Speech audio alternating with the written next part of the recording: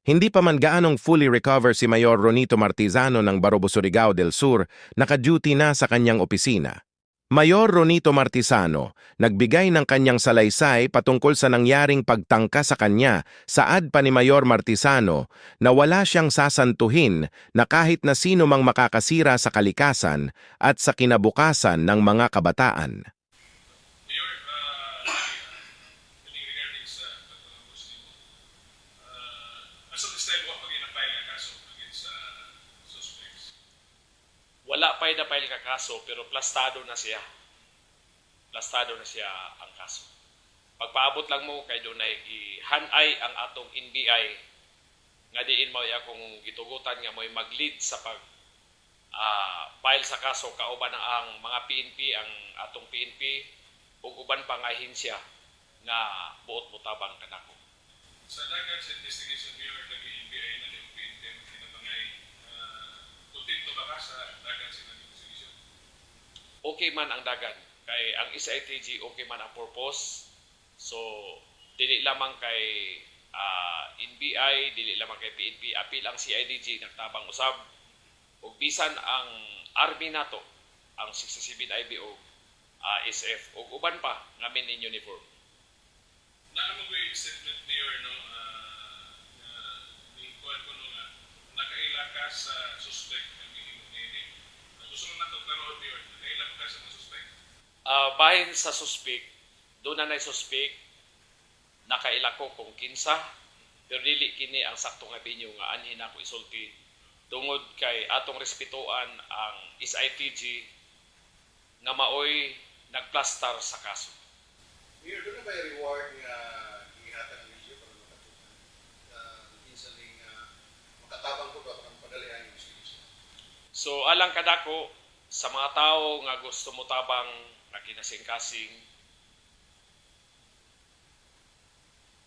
kung kinsa ang kauban pa ni ining na-identify nako nga nailhan nako, personal nako ha, walay nagtabang kanako mahitungod sa mapabuya o kanang pahalipay.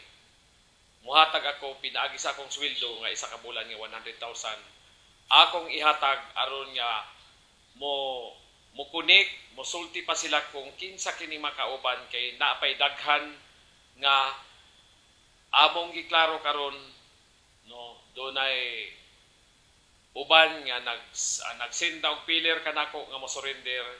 So akong palipayan og 100,000 gikan sa ako mismong bulsa. Clarification ng Mayor na kung sa yung pinakarason aning itakutan. Sa unsa man niya hitabo. Kining ambos ba sa may motibo nila? Okay, nindot ng inyong pangutana. Number 1 nga motibo sa pag-ambos kanako, mao ang illegal mining sa sapa. Number 2, ang politika. Number 3, ang droga ug uban pang kriminalidad nga gusto nila ipa-implement dinhi sa atong lungsod sa Barbo. Doon yung mga kapalaka, Mayor, ang mga parukuhanan, no? Doon na ba tayo mahatag na mensahe na sila? Sa Barbuhanon, alang sa inyong kasayuran, karong panahon na, okay na ko, pwede na ko mo trabaho, physically fit na ang inyong mayor. So naghil na lang ko sa igo, sa bala sa akong likod. So pwede na ko matrabaho, gani pwede na ko jogging, no? Pero basig babughat. Sa tanang katawan sa Barobo, bugti ang akong kasing-kasing nga protektahan tamo taman sa akong makaya. Bisan pa, mao ang bugti ang akong kinabuhi nga magprotek kaninyo. Ang inyong mayor o sa kakristohanon, dili ninyo ang ayang kahadlukan. Ang atong kahadlukan, kanang mga tao nga naa sa lungsod nato, nga magsamok-samok, nga mga armado, daan akong gaingon ka na mga bunit-bunit, dapat dakpo na sa pulis. Apan walay nahimo. Mao nang nagdaan ako nagkusyon, daan pa adtong bulan pa sa pag-assume nako pagkamayor sa bulan sa July.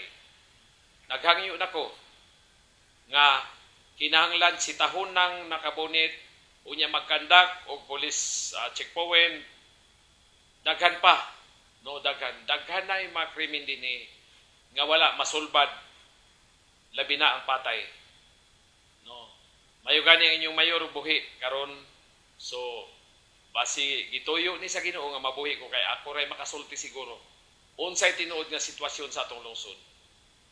So safeta samtang ang inyong mayor mao'y magpadayon nga mga tungdanan din sa atong lungsod. Napalaka sila niyo kay na about sa mga security. Bahin sa akong seguridad, ako mapinalanggang katawhan sa Barbo o Barbuhanon, tanang Barbuhanon. Ayaw mo kabalaka sa akong seguridad kay ako'y maningkamot. Daghay nag-volunteer ka nako. Mga men in uniform o mga intelligence o uban pa katawhan nga nag-volunteer ka nako nga mutabang sila og monitor nga mabantayan kini mga guns nga niya nagdagandagan karon sa atong lungsod sa Barbo nga dili taga-ato. Nakikkumbuya ang mga guns pod nga niya sa atong lungsod sa Barbo. Mayor, naisnutan nimo nga motibo, illegal mining, politika, illegal na droga. Kining nahitabo sa imo, Mayor, na pagambos, makapahunong ba ni? Magkapaluya ba kang Mayor Martisano? Nga dili padayon ni? Kampanya ba ito ini? Dili ako maluya, labi na kay ang mga pastors, ang mga kaparian, ang atong bishop sa Tandag, wala ako gipasagdan.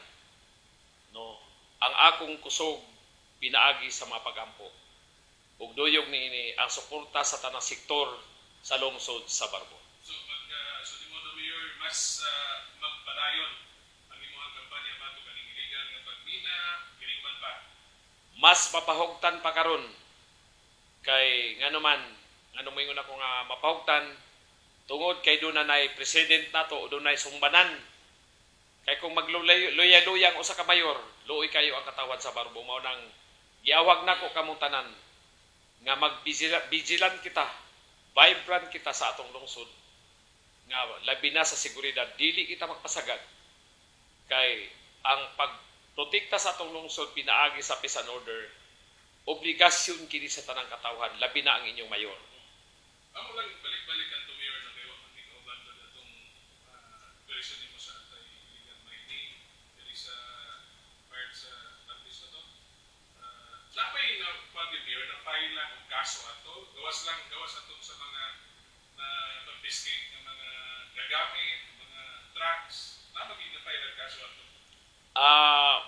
Kana nga mga adlaw kung wala ko maambos, i-file na namo ang kaso kana nga adlaw. So ipadayon namo ang pag-file sa kaso katong na-confiscate nako sa Tambis. No negotiations. No, maligsan kung kinsa maligsan kay kung ang mayor magpaluya-luya magsalig pa sa ubang ahensya. Sa akong pagdakop pagsugod ay pa nanakop ang uban. Apan ang pangutana, ako po mangutana ko, nganong karon pa man ng dakop, kung wala ko magsugod, aya pa ng dakop ang ubang ahensya. Dapat adto pang miagi, hangtod adtong wala pa ko magdakop. Dapat maunay gidakop nila kanang mga small scale nga nagagamit o bako nga naa sa atong river. Dili dakpo na magagmay kay luoy kayo. Dili makaya sa usa ka gobyerno ang pagpanghatag sa bugas sa pila ka libo. Tungod lamang kay paundang nimo nang naa sa minahan diha sa kanang nagplanggana, kanang nagbiring-biring diha sa kilid-kilid sa suba. Sumaw nang ang akong damgo sa Barubo nga dunay livelihood program para sa mga minero kay dili lalim nang mag-mines ta, magkuha og bulawan. Kapoy kay na bugat kay nga trabaho. So, expected na to sa mabot ng mga Mayor ma-file ang kaso against any mga involved o suspects. Ako sigurado ko i-file na ko ang kaso kay ang Minro maya kong gitahasan kay siya man ang nasa environment sama sa gihimo na ko atong miagi nga dili pa ko mayor, Minro pa ko.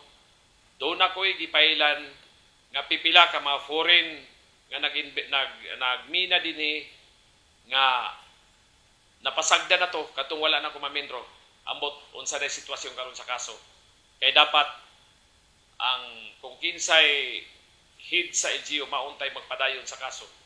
Hindi ma-file ang kaso niyo sa illegal mining inyong lutoritan. So, may foreigner ni siya or wala lang may local na taga-dili? Doon ay local, doon na po'y foreigner. Sa ako nga level. Doon ay local, doon na po'y foreigner. So, napay mo sunod ang ninyo nga operation against Kana ang dili pwede po nako isulti sa pagkakaron tungod kay confidential na siya. No confidential siya kay sa balaod basta gamit nga para sa illegal nga mga kalihukan pwede gyud dakpon. basta katong nag-illegal nga pagmina, labi na kayo sa large scale mayor, makaingon na medyo inihap na yun ang inyong mga adlaw or else inyong iundangon. Actually ato i-qualify ang kuan na sir sa large scale. Actually ang large scale diri sa Barubo legal, no. Unang approve nga legal nga mining diri is ang Felix Mining na sa Tambis. Ang Pai Gold Mining legal na siya na sa San Vicente. Alluvial Mining na siya.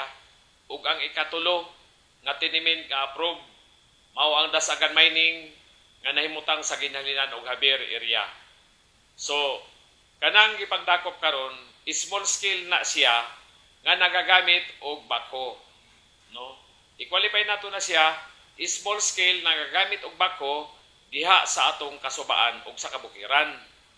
Mao na ang pinakabawal pero kanang small scale nga planggana kaluisab nga dakpo nato na siya. Wala ko mag-order ana tungod kay dili nako kaya ang paghatag sa bugas sa matag pamilya. Lagi kinatoy may inom ni Dr. Mayor na usapan na lang na mga paglaguyan nga pinagbayar na niya. At least iklaro ni mga way lapod sila. Correct sir. Salamat sa inyong mga follow-up question. Kay para ma-clear ang akong pangalan, no, kay katong miaging bulan sa December, doon ay nagdakop nga kauban sa DNR o sa kapulisan nato din sa Barubo, di lang nako hinganlan, nagdakop sila sa Tambis gipanguha ang madanggayan, kanang danggayan gani bagol na siya nga butanganan og bulawan. Unya gipangkuha ang planggana, gipangkuha ang makina gikuha wala man to gamita, unya basig gamiton to sa tubig nga kanang imnonon. Nya gidakop nila, ang bako nga kada kay bako diha sa Tambis, wala lagi dakop. Kung wala ko magdakop pagkuna, aya pa sila nang dakop. Mao na lisod sa atong gobyerno usahay di masabot.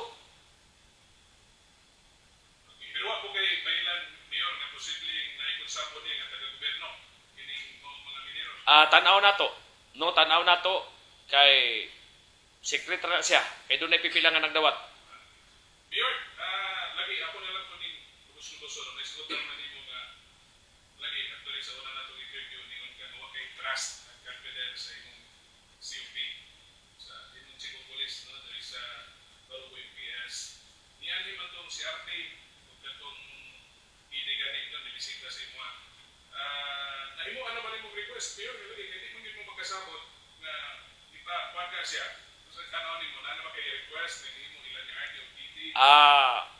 Bahin niya na, dili sa kung mag-comment niya na, let it be sa hierarchy sa PNP o sa atong gobyerno, labi na sa atong presidente BBM, kay si BBM, mutanaw man gyud na sa mga mayores, nga dapat ang mga mayores hatagan og suporta sa atong kwerpo sa kapulisan.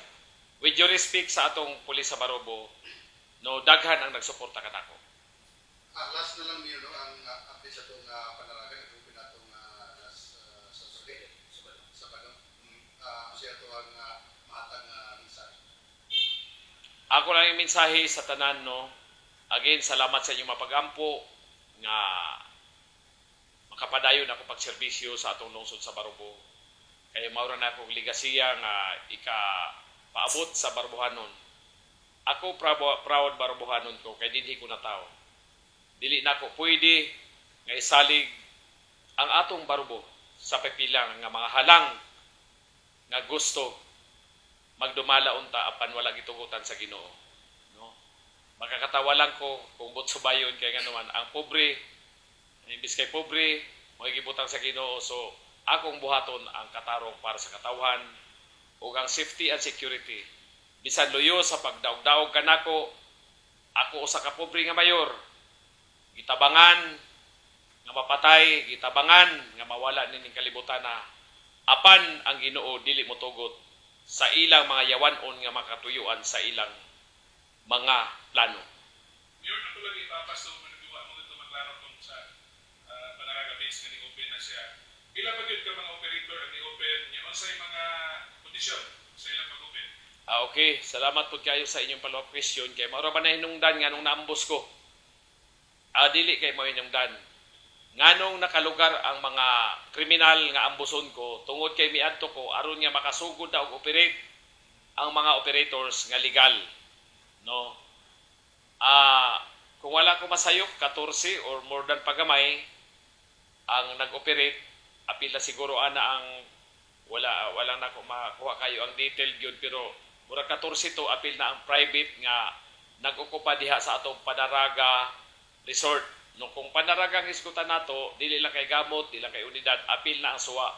Mo nang doon na tayo plaster nga executive order nga Panaraga Tourism Development Council. This will consist of 3 barangays: Barangay Gamot, Panaraga Unidad ug Panaraga Suwa. So, katong adlaw busy kay ko dinhi sa opisina. Miadto ko kay naka-promise ko sa mga operators nga mobalik ko dito dala ang resulta sa ad hoc committee. So, ang atong email GOO, Municipal Local Government Operations Officer, and the person of Kuya Ruel Kamba, akong gidala gihangyo na ako si Kuya Ruel, Kuya, uban ko, kay ikaw mag-report sa ad hoc committee unsay inyong na found out na dapat himuon nila, mag-comply sila. Motong miadto ko miuban ko, ang akong statement dito sa meeting, wa gani mo lampas og 5 minutes kay muli dayon ko. So, ang kasabutan nasa ad hoc committee, nagkasabot na ang operators ug ang atong gobyerno, ang atong LGU nga tumano nila sumala sa kasabutan. Daghan nga kasabutan, so ubay-ubay to. Di lang na ko i-itemize o i-specific. Basta ma-observe ninyo nga ang Panaraga lesson learned tong nahitabo kinsa may magtuyo nga lumsan ng usa ka turista, apan dili pwede nga pasagdan kung dili among giplastar ang mga kakulangon nga aron dili na mausab ang mao nga panghitabo.